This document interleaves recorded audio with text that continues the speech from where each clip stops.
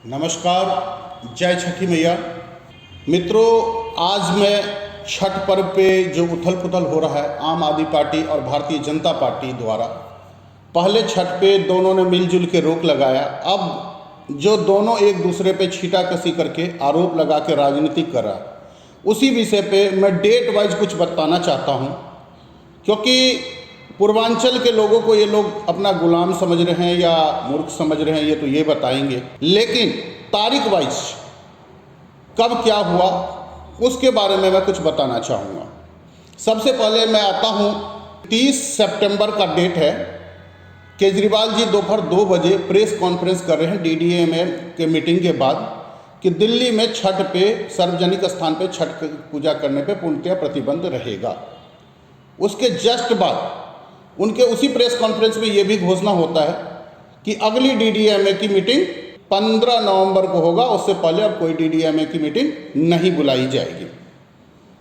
उसके विरोध में तुरंत अगले दिन एक अखिल भारतीय मिथिला संघ की मीटिंग हुई और 3 अक्टूबर को अखिल भारतीय मिथिला संघ ने आह्वान किया जो दीप प्रज्वलित करके हम सरकार के इस फैसले का विरोध करें, जिसका काफ़ी सफलता मिला। और दिल्ली भर के तमाम लोग, सभी भेदभाव, पार्टी भेद से उठ के पूर्वांचल के लोग इकट्ठे हुए और अपने अपने घाटों पे दीप प्रज्वलित किया।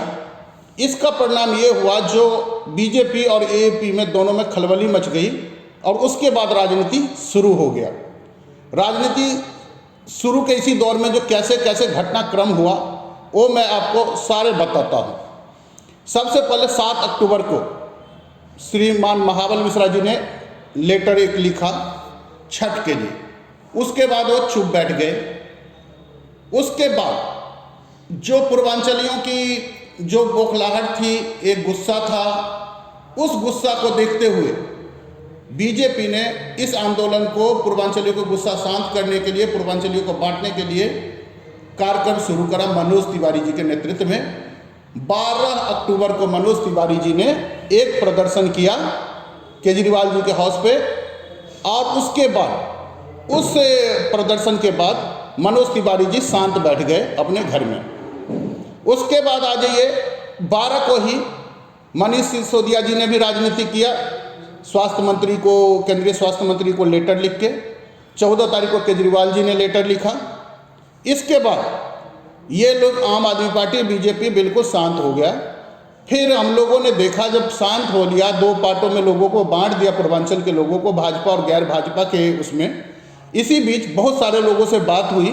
इस बात होने के बाद 18 अक्टूबर को हमने एक लेटर LG साहब को लिखा।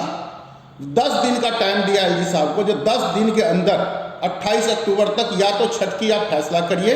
अगर आप छठ पे अनुमति नहीं देते हैं तो 29 तारीख से पूर्वांचल के लोग आपके LG हाउस पे आमरण अनशन करेगा। उसके बाद 19 तारीख को LG साहब के यहाँ पे मिलने के लिए कॉल आया। 20 तारीख को हमारी मीटिंग हुई वहाँ पे, और उन्होंने साफ साफ मना कर दिया, जो नहीं, हम छठ की कोई परमिशन नहीं देंगे। 15 नवंबर तक कोई DDMA की मीटिंग भी नहीं होगी और उससे पहले आपकी कोई फैसला नहीं लिया जाएगा छठ पे। 21 अक्टूबर को, 20 अक्टूबर और 21 अक्टूबर को हम लोगों ने तमाम संगठनों से संपर्क किया।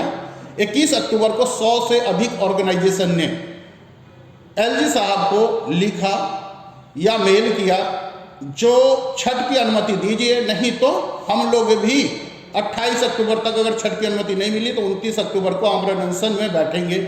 उसके बाद LG साहब या भारतीय जनता पार्टी कहें, दबाव में आया और 22 अक्टूबर को LG साहब ने DDMA की मीटिंग बुलाने की योजना बनाई।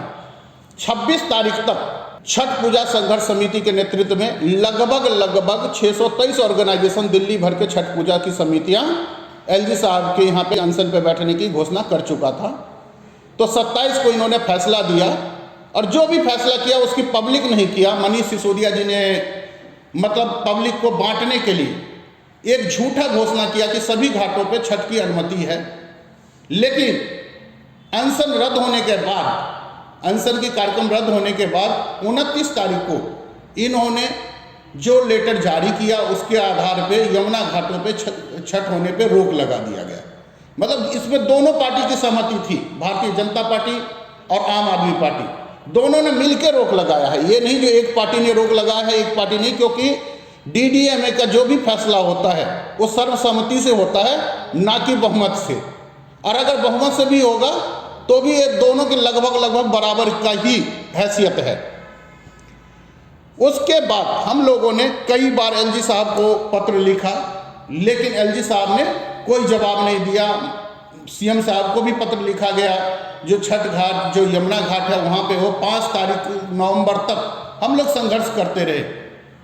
इस पूरे संघर्ष में ना भारतीय जनता पार्टी कहीं है, ना आम आदमी पार्टी कहीं है, लेकिन अब दोनों लड़ाई करके ये दिखाना चाह रही है दोनों पार्टी, जो इन्होंने ही सब कुछ किया है।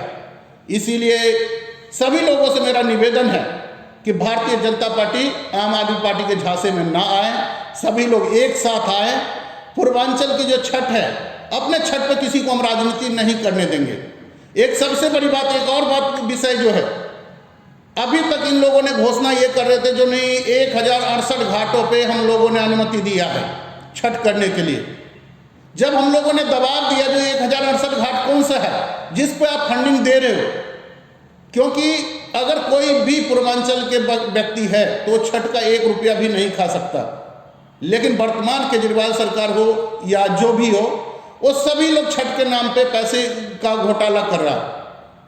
फिर मनीष सिसोदिया जी ने कल का नहीं 1068 नहीं है, 800 घाटों को हम देंगे, लेकिन सच्चाई ये है जो मात्र 623 घाटों को ही सरकार के तरफ से फंड मिल रहा है। बाकी जितने भी ऊपर घाट बता रहे हैं वो सब फर्जी है। अगर 800 घाट है तो उसकी लिस्ट दें और पूर्वांचल के लोगों को बताएं कि ये भ्रष्टाचार आम आदमी पार्टी नहीं कर रही है। नमस्कार, जय हिंद, जय छठी मैया, जय पूर्वांचल।